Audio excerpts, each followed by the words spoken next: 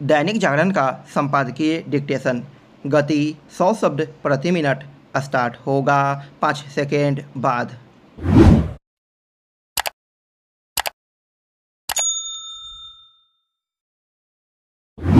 Start. Medical कॉलेजों में प्रवेश की परीक्षा नीट को लेकर उठे गंभीर सवालों के बीच नेशनल टेस्टिंग एजेंसी यानी एनटीए की ओर से कराई गई यूजीसी नेट परीक्षा को रद्द किया जाना शर्म का विषय है। क्या इससे शर्मनाक और कुछ हो सकता है कि 18 जून को यूजीसी नेट की परीक्षा हुई और 24 घंटे के अंदर खबर आ गई कि उसका प्रश्न पत्र लीक हो गया। यह परीक्षा इसलिए रद्द करनी पड़ी क्योंकि उसके प्रश्न पत्र मैसेजिंग ऐप टेलीग्राम पर उपलब्ध पाए गए। इसका अर्थ है कि एनटीए ने नीट में अनियमितता की शिकायतों से कोई सबक नहीं सीखा। यूजीसी नेट परीक्षा रद्द करने से तो यह भी संदेह होता है कि एनटीए के तंत्र में ही कुछ ऐसे लोग शामिल हैं जो धांधली करते अथवा कराते हैं। यह संदेह इसलिए होता है क्योंकि एक तो इस संस्था के पास पर्याप्त संख्या बल नहीं और दूसरे वह अपना अधिकांश काम ठेके पर कराती है और वह भी ऐसी एजेंसियों के माध्यम से जिनके पास इस तरह का काम करने का कोई अनुभव नहीं है। समझना कठिन है कि जिन परीक्षाओं में लाखों छात्र बैठते हों उनका आयोजन ठेके पर क्यों कराया जाता है। क्या पैसे बचाने के लिए? आखिर लाखों छात्रों के भविष्य से जुड़ा इतना संवेदनशील कार्य ठेके पर कराना कहाँ की समझदारी है। इससे संतुष्ट नहीं हुआ जा सकता कि यूजीसी नेट परीक्षा का प्रश्न पत्र लीक होने की जांच सीबीआई को सौंप दी गई है और शीघ्र दोबारा परीक्षा करने का आश्वासन दिया गया है।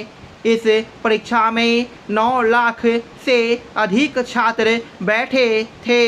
आखिर दोबारा परीक्षा देने के लिए विवश इतने अधिक छात्रों के समय और संसाधन की बर्बादी के साथ उन्हें जिस मानसिक पीड़ा का सामना करना पड़ेगा उसकी भरपाई कौन करेगा और कैसे।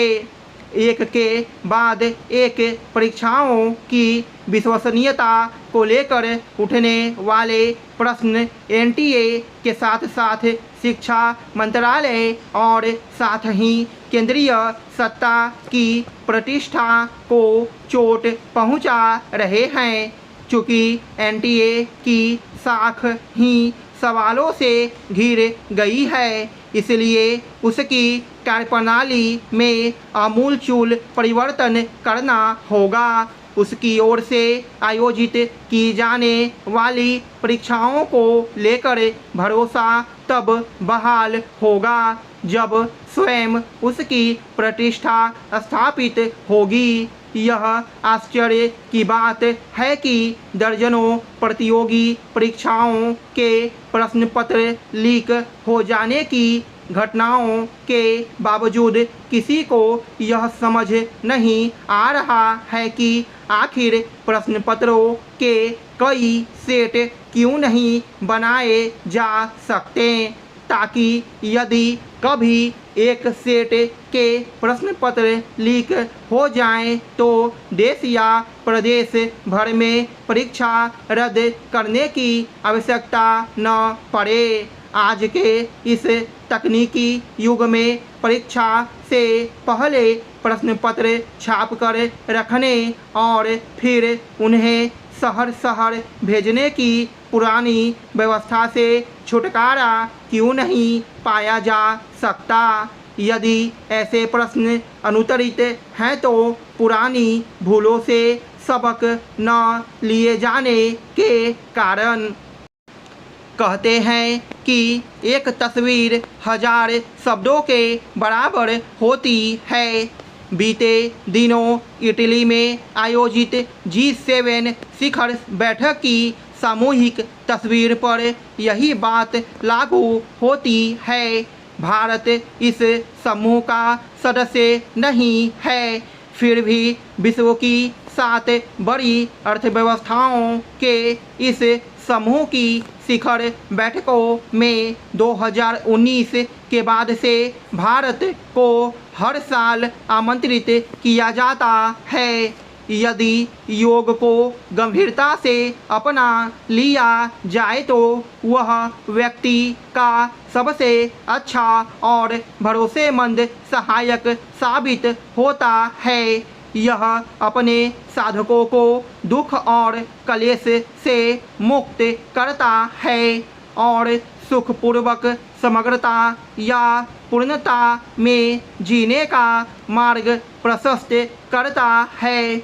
वेदों से निकला हुआ योग शाब्दिक रूप से जुड़ने के अर्थ को व्यक्त करता है। अनुमानतः लगभग 200 वर्ष ईसा पूर्व महर्षि पतंजलि ने योग सूत्र में प्राचीन ज्ञान को वैज्ञानिक ढंग से व्यवस्थित कर लोक कल्याण के लिए प्रस्तुत किया। स्टॉप।